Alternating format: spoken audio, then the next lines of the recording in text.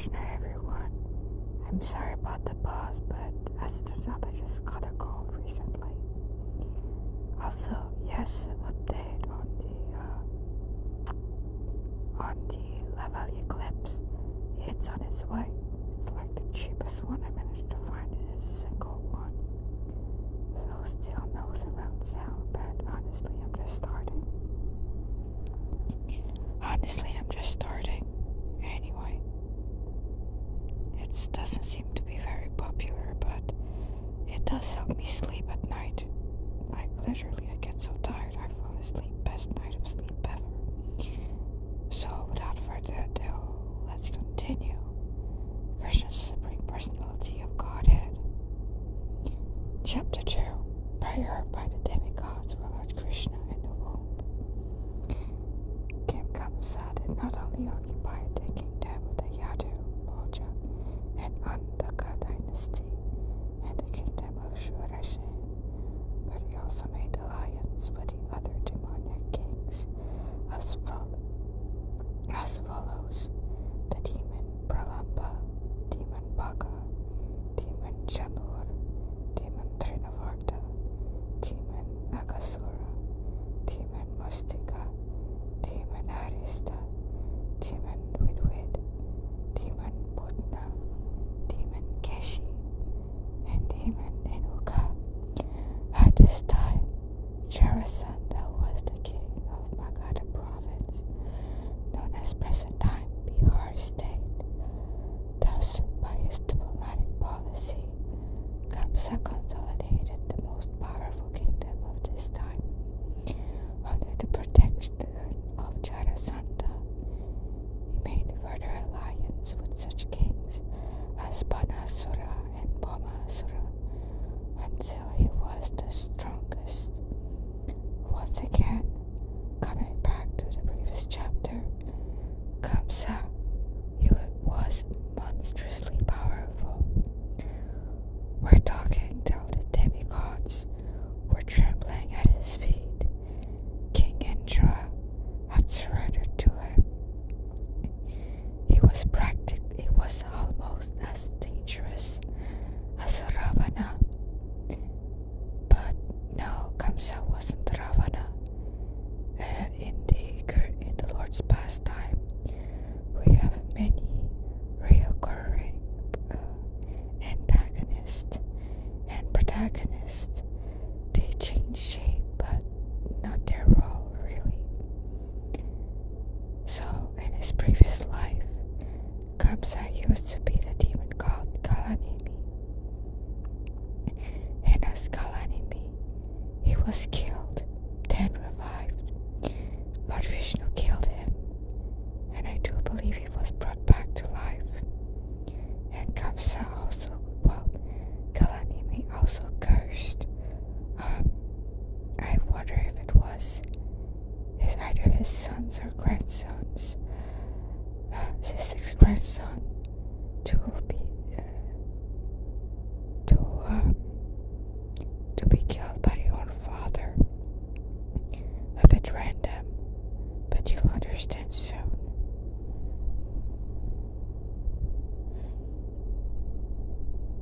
So right now, Kamsa is the strongest. In the Krishna pastime, he was completely untouchable. Think about, he had around 20 Tsar bomb, and everybody knew that he would use it without problem. Now, that's what he did with all of this power. Then he began to behave most inimically toward the Yadu dynasty, into which Krishna was to take his birth. Being harassed by Kamsa, the kings of the Yadu, Bhoja, and Andhaka dynasties took shelter in different states, such as the state of the Gurus, the state of the Panchalas, and the states known as Kakeya, Shalva, Vidarbha, Nishada, Videva, and Koshala. Kamsa broke the solidarity of the Yadu kingdom, as well as the Bhoja and Andhaka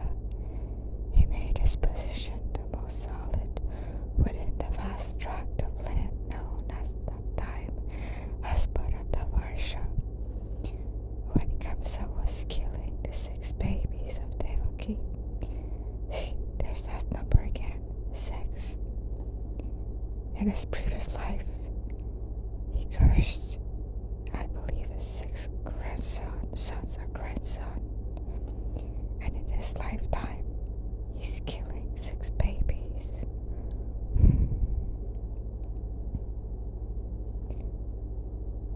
So when Kamsa was killing the 6 babies of Devaki and Vasudev, one after another, many friends and relatives of Kamsa approached him and requested him to discontinue these heinous activities, but all of them became worshippers of Kamsa.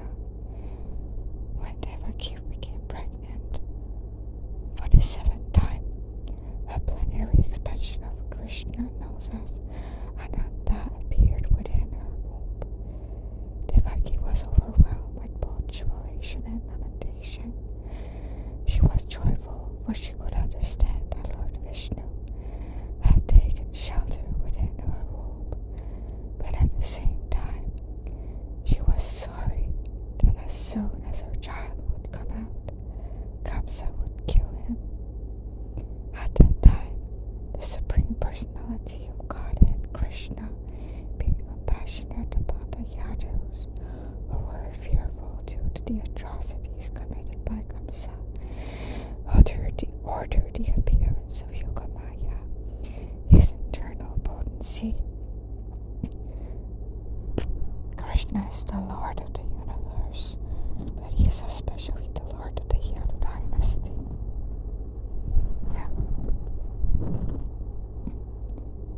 Soft yet scratchy blanket. That's super cool when you put it on, but yet super warm.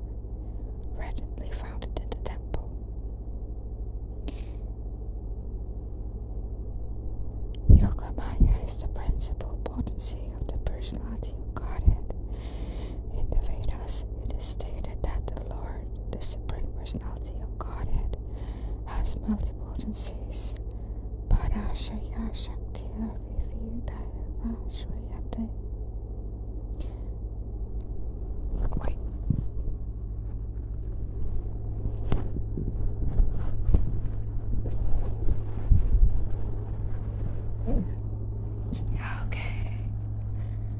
Okay, this feels better. The different potencies are acting externally and internally, and Yogamaya is the chief of all potencies. The Lord ordered the appearance of Yogamaya in the land of Rajabhumi in Vrindavan, which is always decorated and full with beautiful cows. In Vrindavan, Rohini, one of the wives of Vasudev, was residing in the house of King Nanda in Queen Yashoda. Not only Rohini, but many in the Yadu dynasty were scattered all over the country due to their fear of the atrocities of Kamsa. Some of them were even living in the caves of the mountains. The Lord has informed Yogamaya, under the imprisonment of Kamsa, are Devaki and Vasudev, and at present moment my plenary expansion, Shesha, is within the womb of Devaki. You can arrange the transfer of Shesha from the womb of Devaki to the womb of Rohini. After this arrangement, I am personally going to appear in the womb of Devaki with my full potencies. Then I shall appear as the son of Devaki and Vasudev, and you shall appear as the daughter of Nanda and Yashoda in Vrindavan.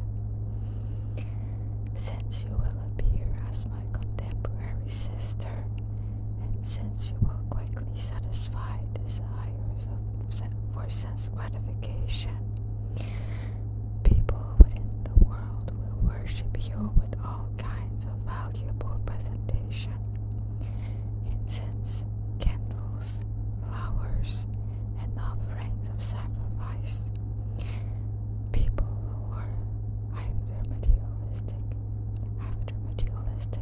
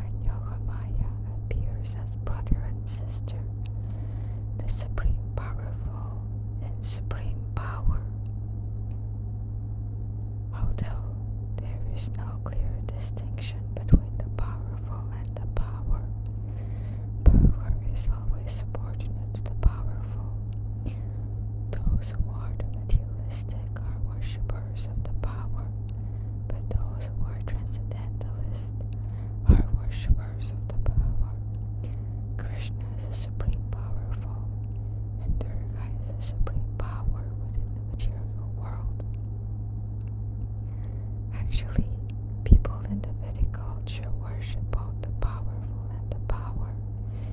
There are many hundreds and thousands of temples of Vishnu and Devi, and sometimes they are worshipped simultaneously. The worshippers of the power, Durga, or the external energy of Krishna, may achieve all kinds of material success very easily. But anyone who wants to be elevated transcendentally must engage in worshipping the powerful in Krishna consciousness. The Lord also declared to Yogamaya, my plenary expansion, Ananda Shesha, is within the womb of Devaki. On account of being forcibly attracted to the womb of Rohini, he will be known as Sankarshana, and will be the source of all spiritual power over Bala, by which one can attain the highest bliss of life, which is called Ramana. Therefore, the plenary portion Ananda will be known after his appearance either as Sankarshana or Balarama. In the Upanishad, it is stated, Nayam Atma Balayini Nalabiyaha. The purport is that one cannot attain the supreme platform of self-realization without being sufficiently favored by Balarama. Bala does not mean physical strength. No one can attain spiritual perfection by physical strength. One must have the spiritual strength which is infused by Balarama, or Sankarshana, Ananda, or Shesha, is the source of the power which is staying all planets in their different position. Materially, this sustaining power is known as the law of gravitation, but actually it is a display of the potency of Sankarshan. Balaram or Sankarshan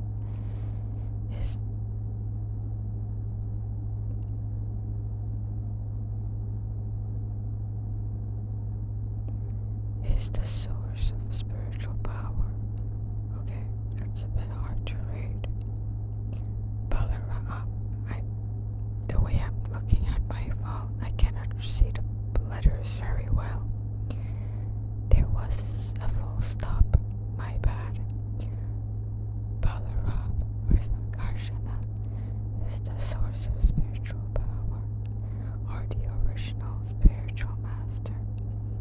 Therefore, Lord Nityananda Prabhu, who is also the incarnation of Balaram, is the original spiritual master, and the spiritual master is the representative or Balarama, the form of the Supreme Personality of Godhead, who supplies spiritual strength. In the Chaitanya Charitamrita, it is confirmed that the spiritual master is the manifestation of the mercy of Krishna. Thus ordered by the Supreme Personality of Godhead, Yogamaya circumambulated the Lord, and it appeared within the material world according to his order. When Yogamaya, the supreme power of the supremely powerful personality of Godhead, transferred Lord Shesha from the womb of Devaki to the womb of Rohini, both Devaki and Rohini were under Yogamaya's spell, which is called Yoga Nidra, or sleep, mystic sleep of liaison. When this was done, people thought that Devaki's seventh pregnancy had been a miscarriage. Thus, although Balaram appeared as the son of Devaki, he was transferred to the womb of Rohini, who appeared as her son. After this arrangement, the Supreme Personality of Godhead Krishna is always ready to protect his unalloyed devotees, and heard with the mind of Vasudev as the Lord of the whole creation, with full inconceivable potencies. It is understood in this connection that Lord Krishna has first of all situated himself in the unalloyed heart of Vasudev, and was then transferred to the heart of Devaki. He was not put into the womb of Devaki by seminal discharge. The Supreme Personality of Godhead, by his inconceivable potency, can appear in any way. It is not necessary for him to appear in the ordinary way, by seminal injection within the womb of a woman. When Vasudeva was sustaining the form of the Supreme Personality of Godhead within his heart, he appeared just like the glowing sun, whose shining rays were always unbearable and scorching to the common man. The form of the Lord situated in the pure and Lord heart of Vasudeva.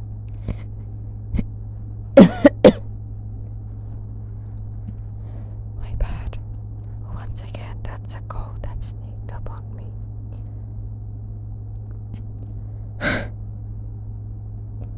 The form of the Lord situated in the pure and the Lord heart of Vasudeva is not different from the original form of Krishna.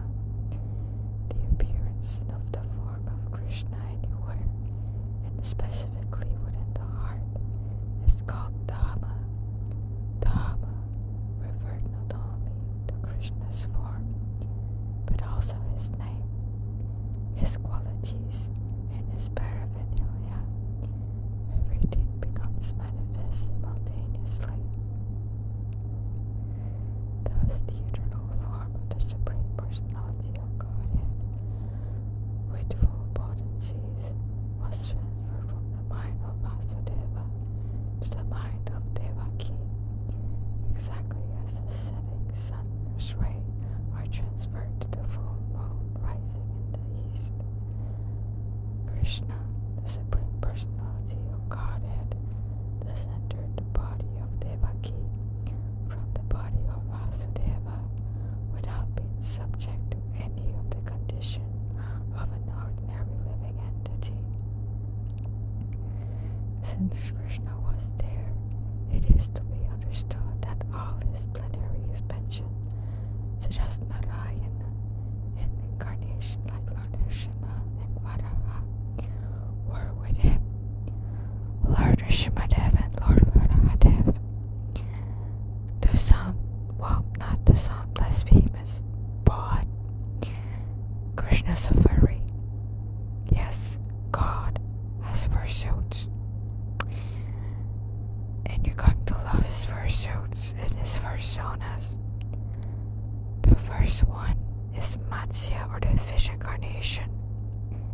Basically a four-armed, blue-skinned merman that can also turn into a huge, universal-sized golden fish with a single horn. Yes, he's a golden unicorn fish. God is one of God's form as a universe-sized unicorn fish. The second one, though, you're gonna love it even more. He's a turtle. I'm not kidding you. And the second persona that we know of the Lord is a turtle.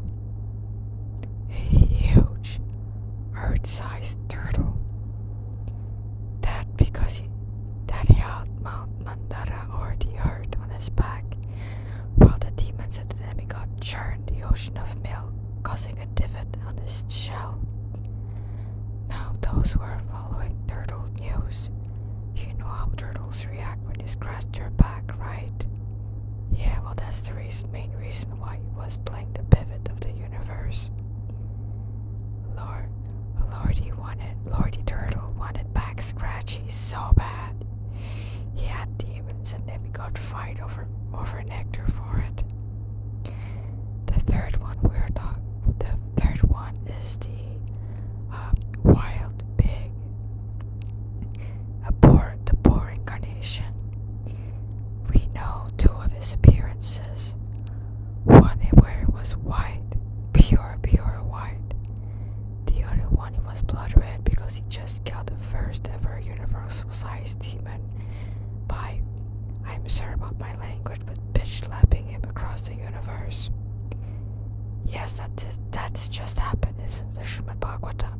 first few cantos. The demon name was Hiranyaksha, the twin brother of Hiranyakashipu, and he had knocked Mother Earth down into the bottom of the universe where all the filth reside. So the Lord, after being sneezed out by Brahma, hey, listen, the Lord, if he wants to have a door, he'll make his own door. So he got sneezed out by his own son. Brahma just sneezed out a boar, and that boar was God. And that boar took the sides of the universe, dived in the water of the universe, at the bottom of the universe, got the earth back, married her, and then after putting her back, went to kill that one demon, slapping him across the face until the demon just pirouetted across the universe until he died at Loka Loka Mountain. Animators, those who have talented animation, I want you to animate that. I don't care which ancient's going to use, but you have to make it happen. Okay, third one is a crown favorite. We all love him. In every one of our ISKCON temple, we have at least one picture of him, if not an entire altar for him. It is Lord Nishimadev, half lion, half man, pure white, and with his fire also, and he has time. Yes, he's time, the concept that we can barely grasp until we have watches and see the sun moving. Well, that's half lion, half man, Lord Nishimadev, who appeared out of a pillar, bursting out of it, and we're talking a solid pillar, to kill Hiranyakashi's. Well, that's a bit complicated because Hiranyaksha and Hiranyakashipu were twins. So basically, the second one who's born is considered the oldest, not the youngest, because he was the first one to enter the womb. So if I remember well, Hiranyakashipu is considered the elder brother, and he has taken, well, quote-unquote immortality by doing terrifying austerities, standing on his, I know it doesn't sound much, but standing on his toes, with his fingers pointing, on his big toes, with his fingers pointing to the sky. And he stayed in this position for thousands of years. Well, millions of years. That was at a time in which a human could live like tens of thousands of years easily. Nowadays, well, I'm popular today. No, I'm not popular. My spiritual master is popular. He has his own blog, Walking Monk. So, Hiranyakashipu had stood like this on his tippy toes with fingers pointing up in the sky for millions of years, for so long, in fact, that his body had turned into bones in a termite hive, or ants had built a nest around his body. But yes, he was still alive, he was still embodied. Actually, in Srimad Bhagavatam, you have like one instance of zombie war. If you don't believe me, well, you can easily find Srimad Bhagavatam everywhere right now online. So it is there, I believe. Yes, in the same ocean churning pastime after Rohini happened. Not Rohini, Mohini happened. There's an M there. So anyway, Lord Nishimadev went and he killed all of Kamsa's army, ripping them with his nails and teeth, warring madly. And then he went one-on-one, mano-a-mano against Hiranyakashipu. And the fight was terrifying until Lord Nishimadev got bored of fighting this flea like Hiranyakashipu, threw him out housed in the palace threshold, installed him on his lap. This happens during the twilight hours, so laid him on his lap, and then gutted him with his nail, and garlanded himself with Hiranyakashipu's guts, thus killing the so-called immortal man. The reason why he did that, well, Hiranyakashipu asked for a few boons of Brahma. He asked Brahma, first make me immortal, but then Brahma says, no, if I'm not immortal, then I cannot give it to you. Then Kamsa asks, then I don't want to be killed during the day or the night. Okay, not so bad, so granted. Thing is, twilight nights, neither day and night. Then he asks, I don't want to be killed by hands or by weapon. Okay, so Brahma granted Hiranyakashipu, well, after giving the body back its flesh. Well, Brahma has amazing power. He's one of the most powerful demigods. He's creation personified. So he gave Brahma the bow that yes, you will not be killed by any hands or weapons. But then Lord Ishmadev, he didn't kill him with any weapons or his hands. He killed him with his nails. Nails are neither weapons or hands. They're natural features.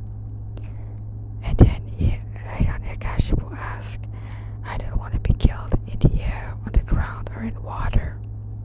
Okay. So that's the reason why Lord Ishmadev put Kamsa on his lap, because not on the ground, but he's not on the air. And then he says, I don't want to be killed by a man, woman, or an animal.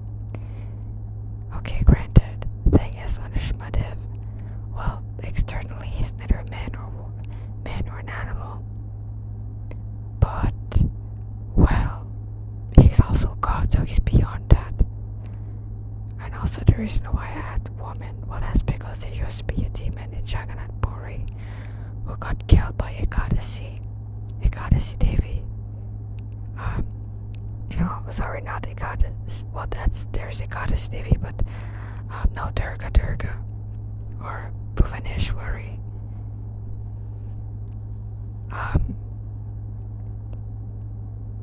No, sorry, Bhimala Devi. No, I said, I forgot the name, well, basically Durga.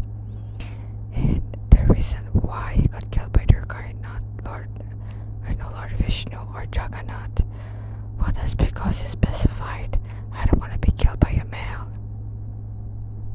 man of any type. Well, he thought women were weak. Durga happened, and then he died.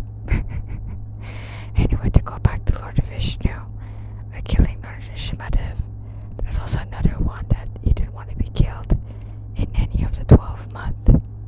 Thing is, in the Indian calendar, there's a hidden 13th month called Purushottama. That's when he was killed. God's smart, guys. God's super smart. Anyway, those were the 3 avatars. That's my guru again. Yeah, that's my guru again. He's coming in a few days. He likes asparagus. So. Okay. So those 3 avatars, they took birth with Krishna. They are all eternally in Krishna.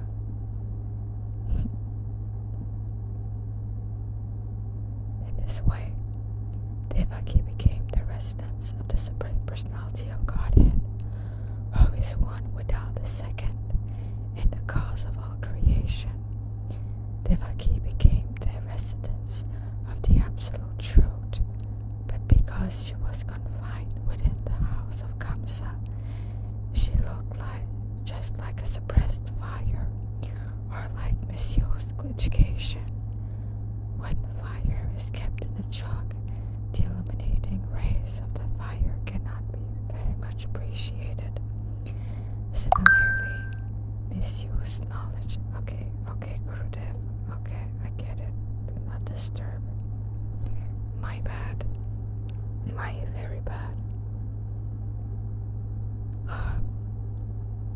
Misuse knowledge which does not benefit the people in general is not very much appreciated. So Devaki was kept within the prison wall of Kamsa's palace, and no one could see her transcendental beauty, which resulted from her conceiving the Supreme Personality of Godhead. Kamsa, however, saw the transcendental beauty of his sister Devaki, and he at once concluded that the Supreme Personality of Godhead had taken shelter in her womb. She had never before looked so wonderfully beautiful. He could distinctively understand that there was something wonderful within the womb of Devaki. In this way, Kamsa became perturbed because he was sure the Supreme Personality of Godhead would kill him in the future. Sorry, leg fell asleep. Yeah. Okay, that's gonna suck a bit, but at least I'll get it back.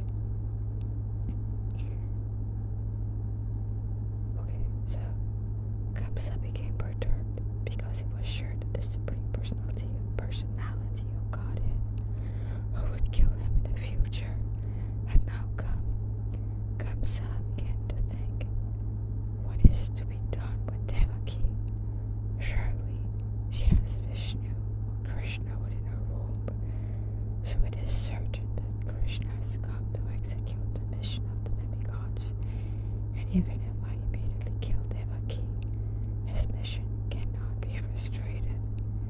Kamsa knew very well that no one can frustrate the purpose of Vishnu. Any intelligent man can understand that the laws of God cannot be violated. Sorry, physicist, if you can do it, it means God's allowed it.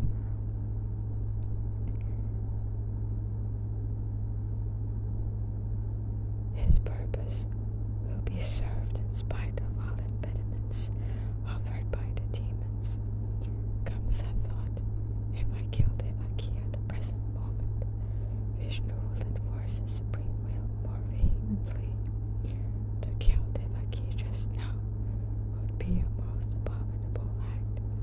No one desires to kill this reputation, even in an awkward situation. If I kill Devaki now, my reputation will be spoiled. Devaki is a woman, and she is under my shelter. She is pregnant, and if I kill her, immediately my reputation, the result of my pious activities, and my direction of life will be finished. He further deliberated. A person who is too cruel is as good as dead, even in this lifetime. No one likes a cruel person during his lifetime, and after his death, people curse him nowadays we don't even wait, we curse them even when they are alive. No one likes a cruel person during his on account of his self-identification with the body. He must be degraded and pushed into the darkest regions of hell. Kamsa thus meditated on all the pros and cons of killing Devaki at that time. Kamsa finally decided not to kill Devaki right away, but to wait for the inevitable future. But his mind became absorbed in animosity against the personality of Godhead. He patiently waited for the delivery of the child, expecting to kill him, as he had done previously with the other babies of Devaki. By the way, the stone on which Kamsa killed the babies is still around from the last time I've heard. Of all the stone bearing ancient marks, it had to be this one that stayed and not the one which Krishna beat on. What a waste. He patiently, I read that, thus being merged in the ocean of animosity against the personality of Godhead, he began to think of Krishna or Vishnu while sitting, while sleeping, while walking, while eating,